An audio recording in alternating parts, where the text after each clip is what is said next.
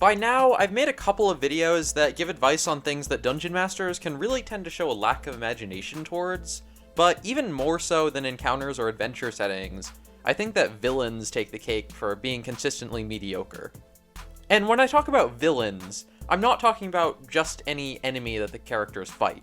I'm talking about the big bad of your campaign, the evil mastermind who drives the conflict and commands hordes of underlings.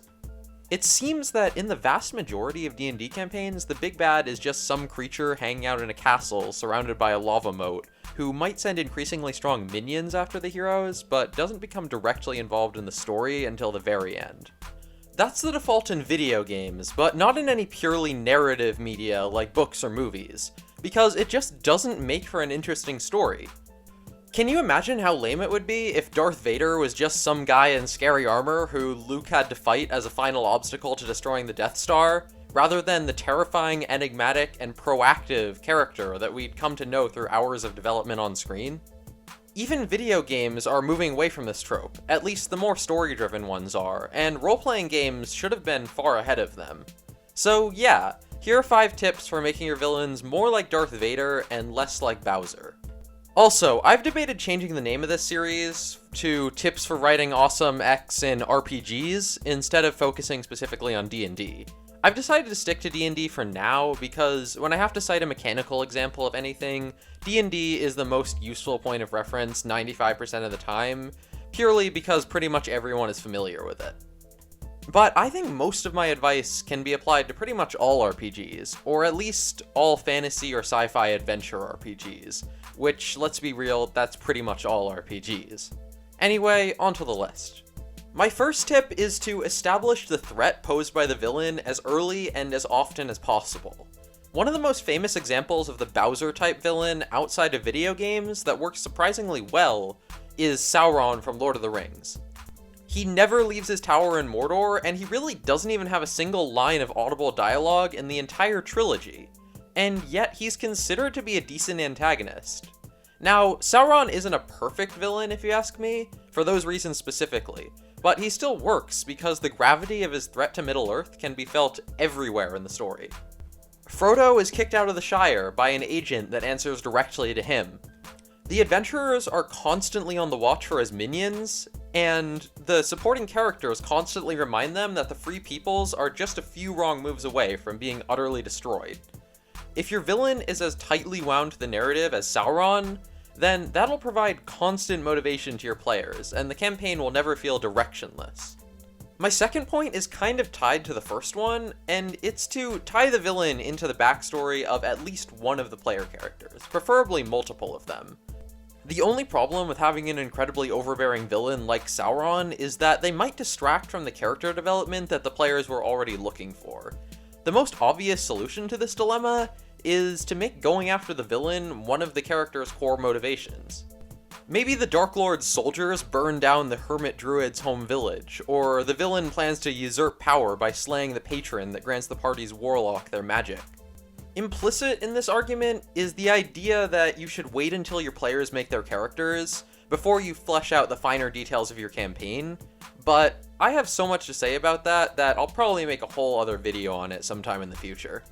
My third tip is sort of a twist on something that I've heard before. Many people will recommend some sort of a teaser fight, a combat encounter involving the main villain that happens several chapters before the big climactic showdown, in order to give the players a taste of how badass they are, which will typically end with the villain fleeing once they're low on health. This isn't a bad idea in the broadest sense, but you do risk cheapening the threat posed by the villain, and you should really treat this teaser fight as something more than just another encounter. To me, the most important part of a teaser fight is to highlight how the villain is still stronger than the heroes. Otherwise, the players will no longer feel threatened by the big bad, given that they've defeated them once already. If the actual climactic fight is similar or identical to the teaser fight, then it will be especially disappointing. I think the best solution for this first encounter is to put the heroes on the defensive instead of the villain. When Luke fights Vader in The Empire Strikes Back, he quickly realizes how hopelessly outmatched he is. And his only option is to jump off the reactor into one of those conveniently placed vacuum pipes. That's a hint to remind DMs to actually include a viable escape plan. There are some other options as well. Maybe the heroes run into the big bad right after they've enacted a critical part of their evil plan, so there's nothing to stop, and the villain truly doesn't care if they're defeated in the moment or if the PCs are left alive. The Avengers killing Thanos at the beginning of Endgame is a perfect example of this method. Finally, it's possible to have a traditional teaser fight if it's very clear that the odds are stacked in the PC's favor.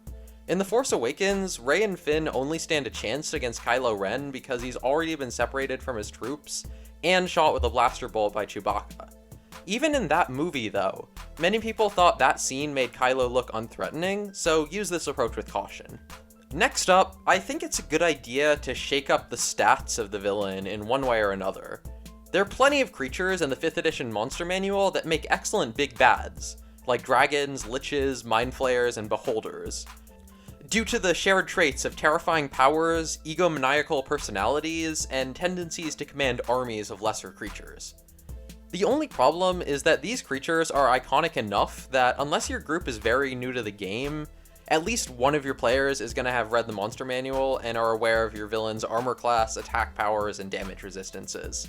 If you're really unlucky, one of them is going to have the manual open during the fight and constantly remind the rest of the party how many hit points it has left. Even without metagaming, a big climactic fight shouldn't feel predictable or overly familiar. One option is to design your own big bad from scratch, maybe a humanoid villain with class levels, or you could find a third-party creature that none of the players will have heard of. That's not the solution for everyone, though, and I don't think there's anything wrong with using a dragon or beholder as your final boss. They're iconic creatures for a reason. But I do think that for the final boss of the campaign, you should give the creature at least one extra power or shake up a handful of traits. This can really leave a mark on the players. Just imagine the look on their faces after the heroes stock up on fire resistance potions, only to find out that through some dark sorcery, the red dragon can breathe lightning just as easily as flame. Within reason, don't be afraid of making the villain more powerful than its monster manual entry, especially if the final encounter doesn't involve lots of minions. Any fight that's just all the party members versus one enemy is stacked in favor of the party, so you'd better make sure the monster will put up a worthy fight.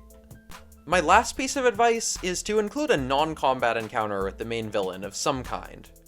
Like all the other important figures in the campaign, the big bad should still be a character with personality and motivations, and the easy way to make this clear is to include a meeting with the enemy that isn't focused on fighting.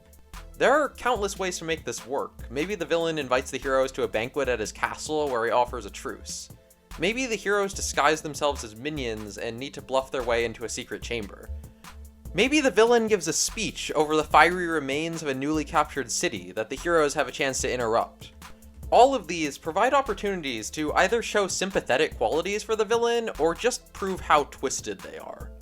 I'm not saying that your villains need to be super unique and developed tragic figures who are just one step away from heroism.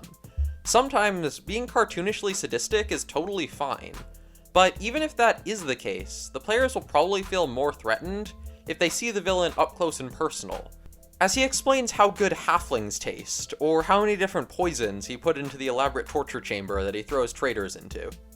If the players know who they're fighting, then that final fight will feel much more special. So yeah, that concludes my advice on writing awesome villains in D&D. Like I said earlier, I think that most of this advice can be applied to other RPGs as well. Let me know if you have any comments, and a like is always appreciated, especially if you want to see more videos like these or even a part 2 of this list. See y'all later!